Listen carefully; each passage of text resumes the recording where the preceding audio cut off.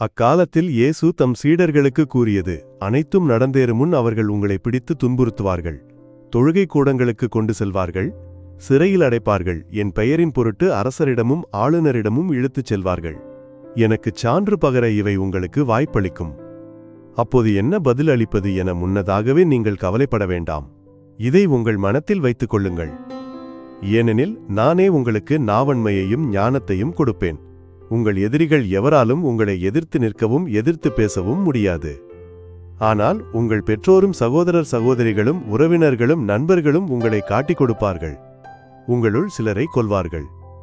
என் பெயரின் பொருட்டு எல்லாரும் உங்களை வெறுப்பார்கள். இருப்பினும் உங்கள் தலைமுடி ஒன்று கூட விழவே விழாது.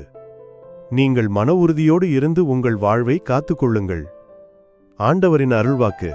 இந்த வார்த்தைகளை சிந்திக்க ஒரு கணம் எடுத்துக்கொள்வோம்.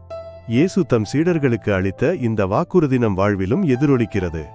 துன்பங்கள் வரும்போது நாம் தனிமையில் விடப்படவில்லை.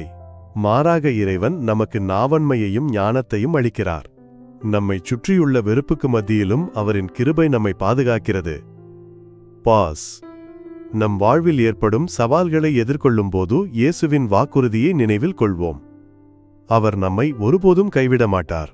அவருடைய பெயரின் பொருட்டு நாம் துன்பப்படும்போது அது சான்று பகர ஒரு வாய்ப்பு. மன உறுதியோடு இருந்து அவருடைய அன்பில் நிலைத்திருப்போம். பாஸ். இறைவா, உம்முடைய வாக்குறுதியில் நம்பிக்கை வைக்க எங்களுக்கு கிருபை செய்யும். துன்பங்கள் வரும்போது உம்மை உறுதியாக பற்றிக் கொள்ளும் மனதை எங்களுக்கு தாரும்.